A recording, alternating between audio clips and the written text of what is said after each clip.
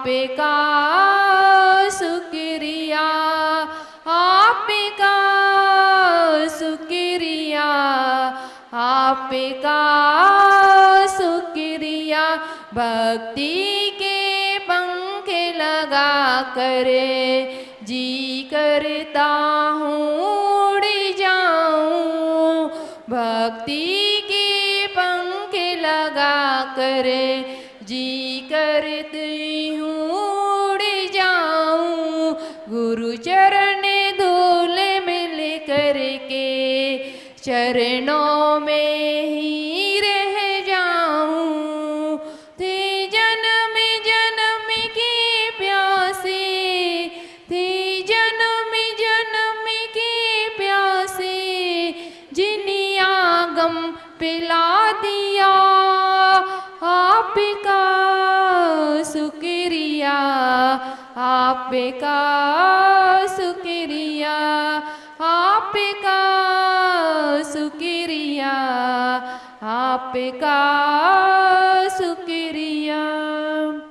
जिनवाणी जग मैया जन्म में दुखे मेट दो, जन्म में दुखे मेट दो, मरण दुखे मेट दो, जन्म में दुखे मेट दो, मरण दुखे मेट दो।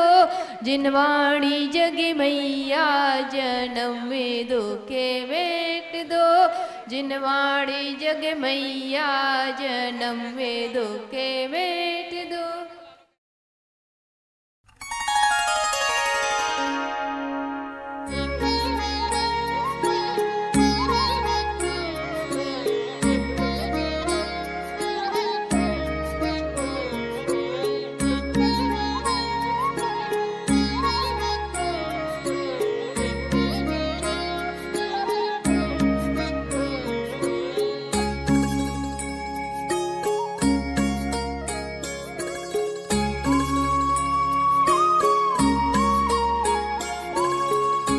कल वाले काव्य का एक बार उच्चारण करेंगे। नास्तं कदाचिदुपयासि नराहुगम्यः, स्पष्टीकरोषि सहसा युगपज्जगन्ति। नाम्भोधरोदरनिरुद्धमहाप्रभावः, सूर्यातिशायि महिमासि मुनीन्द्रलोके। नित्योदयं नित्योदयं नित्योदयं दलितमोह दलितमोह महान्धकारं महान्धकारं। नित्योदयं दलितमोह महान्धकारम्।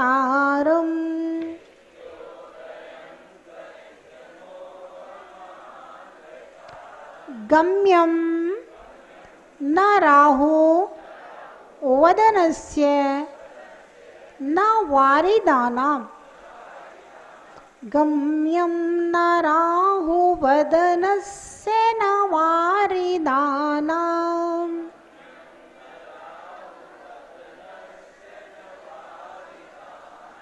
विभ्राजते तव मुखाब्ज मनल्पकान्ति, विभ्राजते तव मुखाब्ज मनल्पकान्ति।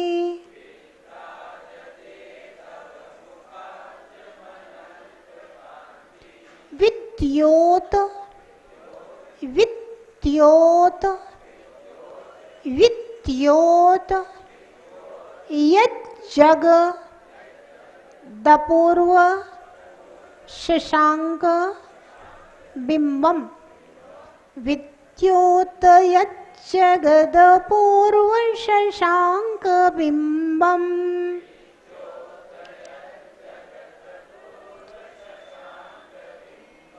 नित्योदयं दलितमोह महान्धकारम्।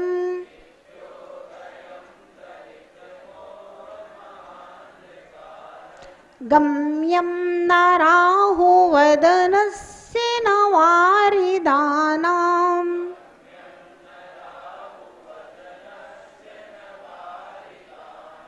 विभ्राजते तव मुखाब्जमनल्पकान्ति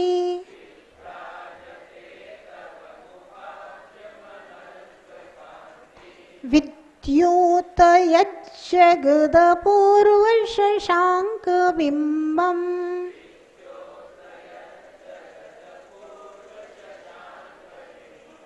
पढ़िए पूरा काव्य एक साथ।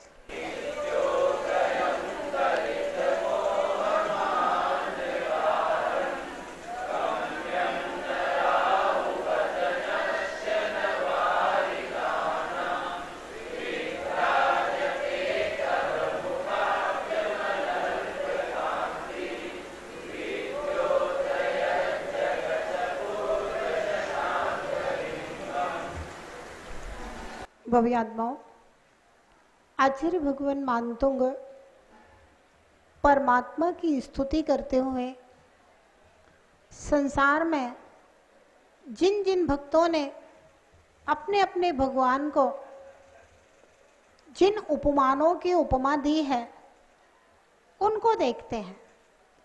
हर उपमा में आचार्य महाराज को दोष नजर आते हैं। पहले दीपक की उपमा दी, फिर सूर्य की उपमा दी। अब चंद्रमा की ओर देखते हैं तो क्या कहते हैं, हे भगवान, ये चंद्रमा रात्रि में तो उदित होता है लेकिन सुबह होते ही छिप जाता है, सूरज के उदित होते ही छिप जाता है। लेकिन आपका मुखरूपी चंद्रमा जो होता है, वो आपका मुखरूपी चंद्रमा ना तो दिन में छिपता है ना रात में छिपता है, वह नित्योदयम हमेशा उदित रहता है। और हे प्रभु, एक बार यदि केवल ज्ञान हो गया है तो फिर वह कभी भी नष्ट होने वाला नहीं है। और दूसरी बात यह है कि ये चंद्रमा है, ये पौद्गलिक अंधकार को दूर करने वाला है। ये चंद्रमा मेरी आत्मा के ऊपर मोह का जो अंधकार छाया हुआ है, उस अंधकार को दूर करने की सामर्थ्य ना किसी दीपक में है, ना किसी सूर्य में है, ना किसी चंद्रमा में है, ना किसी हैलोजन में है, ना किसी लैंप में है। दुनिया का कोई भी प्रकाशमान पदार्थ में मेरी आत्मा के अंदर फैले हुए मोह रूपी अंधकार को दूर करने की सामर्थ्य नहीं है। भव्यात्माओं, तरह तरह के सवाल हमारे अंदर खड़े होते हैं। लमोकार पढ़ के काम क्यों नहीं हो रहा है, भक्तामर पढ़ के काम क्यों नहीं होता है, या हम ऐसा क्या काम करें कि जल्दी से हम भगवान बन जाएं। साधक तत्वों का संयोग, साधक तत्वों की उपलब्धि और बाधक तत्व जब तक दूर नहीं होंगे तब तक कार्य की सिद्धि नहीं होती। एक कुम्हार ने चाक लगाया, मिट्टी को रौंदा, चाक पर चढ़ाया, मटका बना रहा है, लेकिन मटका नहीं बन रहा है। मिट्टी को चाक पर चढ़ाया, चाक चल रहा है, लेकिन मटका नहीं बन रहा है। साधक तत्व जितने भी हैं, सारे साधक तत्व उस कुमार ने संग्रह कर लिए, फिर भी मटका नहीं बन रहा है। कोई ना कोई कारण होगा ना जेके जैन साहब, कोई ना कोई कारण होगा ना। खोजा कि आखिर कारण क्या है, मटका क्यों नहीं बन रहा है। तो कहा आसमान से पानी की बरसात हो रही है और बरसात में वो कुंवार चटका को लगा के मट्टी को चढ़ा करके मटका बनाने की कोशिश कर रहा है, थोड़ा बहुत वो होता है और पानी से वो बह जाता है, मिट्टी मटका बन नहीं रहा। तो पानी जो है वो बाधक तत्व है और साधक तत्व मिट्टी, कुम्हार, चाक वगैरह सब साधक तत्व है। तो साधक तत्वों को जोड़ने के बाद में भी जब तक बाधक तत्वों को दूर नहीं किया जाता है तब तक कार्य की सिद्धि नहीं। तत्वार्थ सूत्र पढ़ रहे हो, लमोकार जप रहे हो, और अभी रक्षाबंधन और फिर पर्युषण आने वाला है। पर्युषण पर्व में भी शिविर लगेगा। सुबह से योग, ध्यान, अभिषेक, शांति धारा, पूजन, मंगल प्रवचन,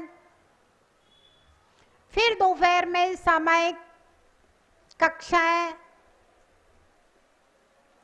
तत्वार्थ सूत्र पाठ, स्वल्पाहार, फिर शाम को ध्यान, आरती और सांस्कृतिक कार्यक्रम। सुबह से शाम तक 10 दिन का पूरा शेड्यूल बना हुआ है। साधक कारण पूरे मिल गए, लेकिन कोई बाधक कारण आ गया। मान लो सिर दर्द करने लगा, पेट दर्द करने लगा, बुखार आ गया, कोई घर में समस्या आ जाए, कोई बाधक कारण, या बाहर का कोई बाधक कारण नहीं है, बाहर का कोई बाधक कारण नहीं है। मेरा मोहिनी कर्म का तीव्र हृदय होए तो मन ना लगे, ये अंतरंग कारण है मेरा। बाहर में कोई दिक्कत नहीं, सब अनुकूलता है, मुझे कोई प्रॉब्लम नहीं है। अब मेरा मन ही नहीं लग रहा है किसी काम में, तो ये क्या है? अंतरंग का बाधक कारण। भैया अगर मेरे भगवान बनने में सबसे बड़ा कोई बाधक कारण है, सबसे बड़ा कोई बाधक कारण है, तो वह मोह रूपी अंधकार है। बस सबसे खतरनाक काम मोहनी कर्म का है। ज्ञानावरण कर्म से कोई खास फर्क नहीं पड़ता है, ज्ञान नहीं होगा तो काम चलेगा। दर्शनावरण कर्म का कोई खास रोल नहीं है, अंतराय कर्म का भी कोई खास रोल नहीं है, और बाकी नाम, गोत्र, वेदनी, आयु आयु ये तो सब पीछे।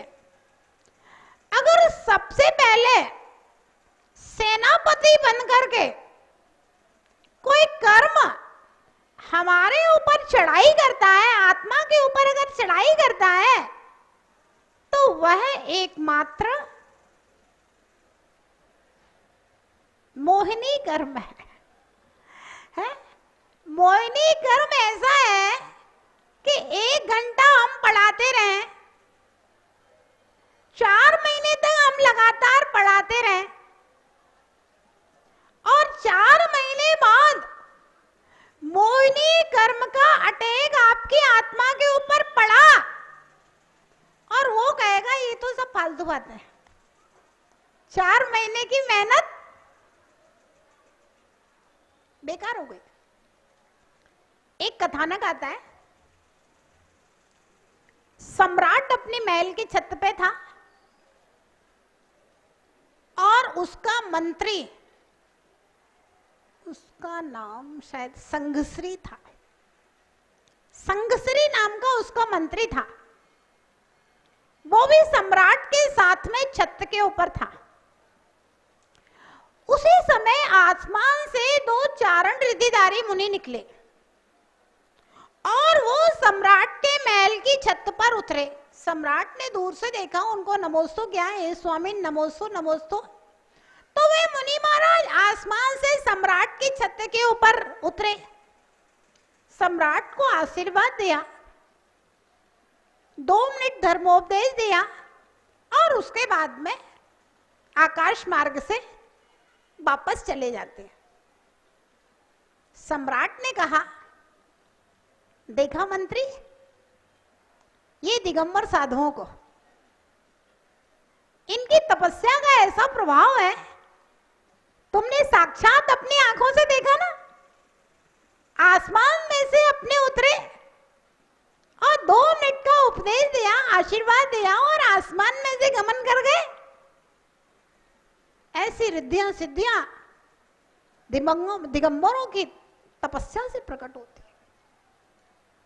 संगश्री कहता है, हाँ सम्राट, आज मुझे समझ में आ गया कि वास्तव में सच्चे साधु तो दिगंबर है और इनकी साधना भी बहुत चमत्कारी है ना।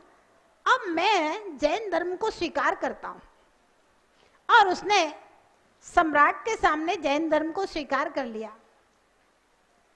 क्योंकि वो बौद्ध गुरु के पास जाने वाला था, बौद्ध का गुरु का शिष्य था और मंत्री पद पे था।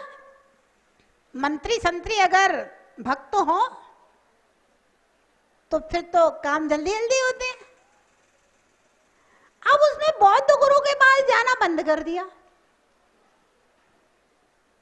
बौद्ध गुरु ने कहा, यार चेला क्यों नहीं आ रहा, 2 दिन 4 दिन 5 दिन हो गए। बुलवाया किसी से, संगश्री मंत्री को बुला के लाओ। संगश्री पहुंचता है, बोले भैया 5 दिन से आए क्यों नहीं, क्या बात है, तुम तो रोज आने वाले व्यक्ति थे। बोला गुरुजी, अब मैंने सच्चे दिगंबर साधुओं का चमत्कार देख लिया है। मैंने स्वयं देखा, मैं सम्राट के साथ महल की छत पे था, 2 मुनि आसमान में से विचरण करते हुए आए उतरे और इसी तरह से विहार कर गए और उन्हें बहुत अच्छा धर्म का उपदेश दिया है।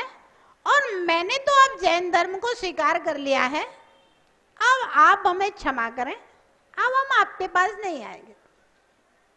अब वो बौद्ध गुरु समझाना शुरू किया।